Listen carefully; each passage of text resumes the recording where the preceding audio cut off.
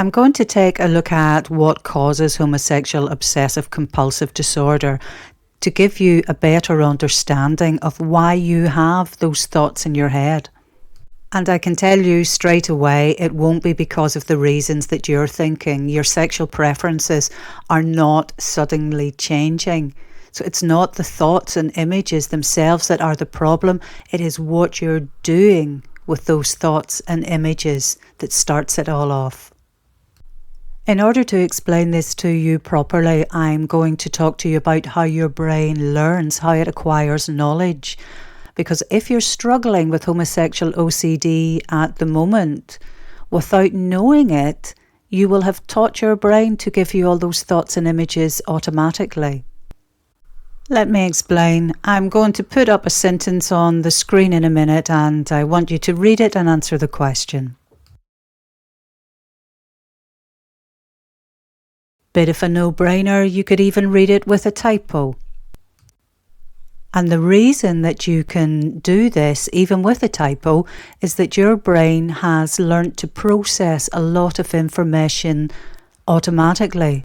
With no effort on your part, you're able to glance at the screen and understand. You don't have to read the words separately or get confused by the typo. You understand and can respond automatically.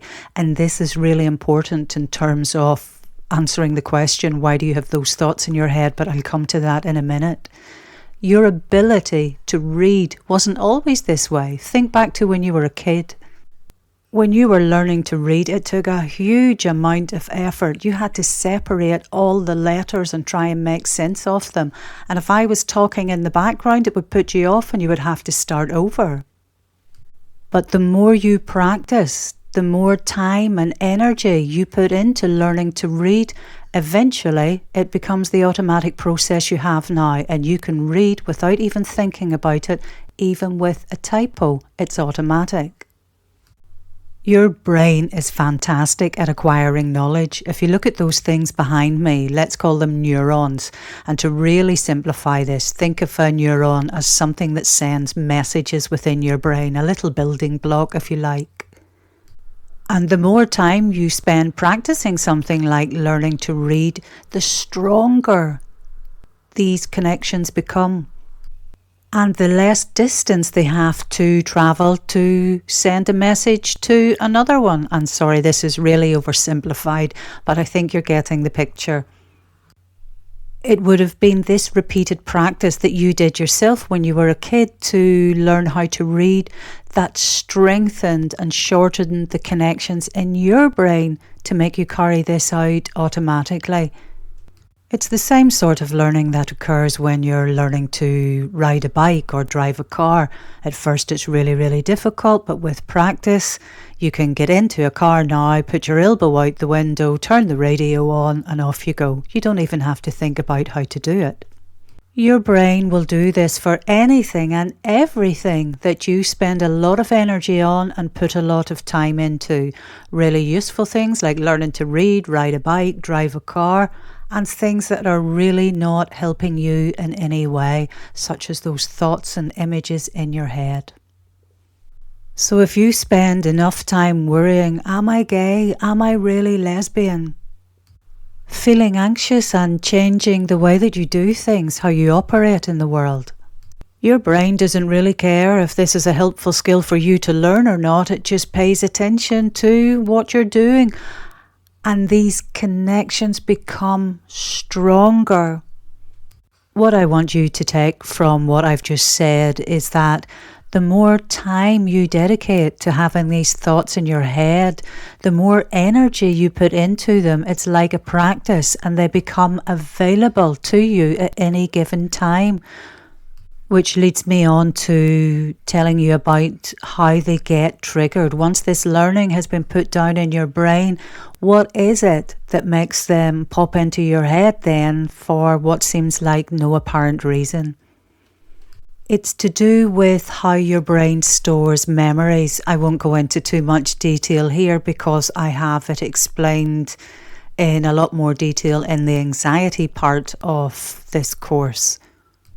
But I'll give you a rough and ready guide now with an example.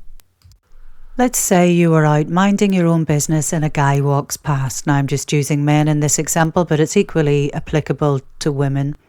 Did I just look at his butt? Your brain just won't store the words, it will store everything else that's going on for you. Does that mean I like guys? I mean, I looked at his butt. Your memory will store all these thoughts.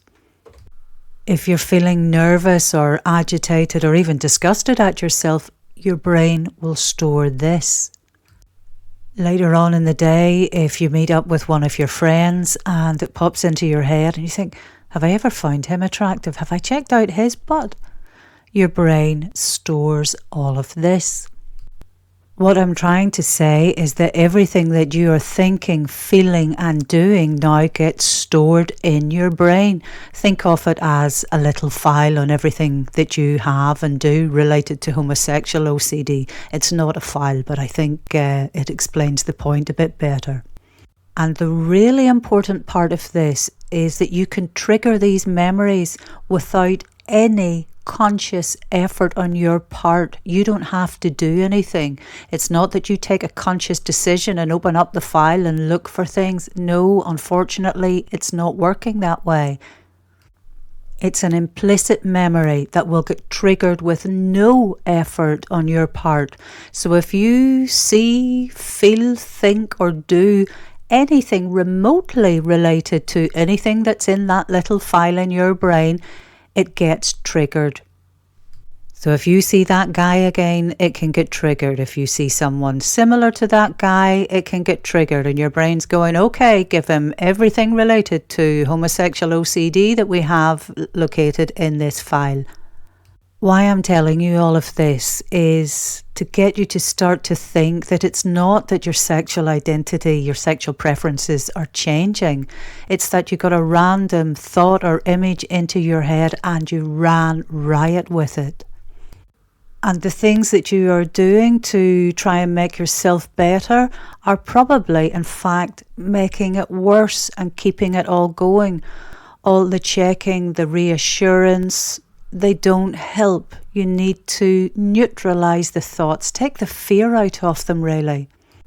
And that's the whole idea of this course. Hopefully you'll understand from this video that your brain is capable of learning, but rather than it learning things that you don't want and storing all these things in memory, I want to create a new learning in your brain, so to speak.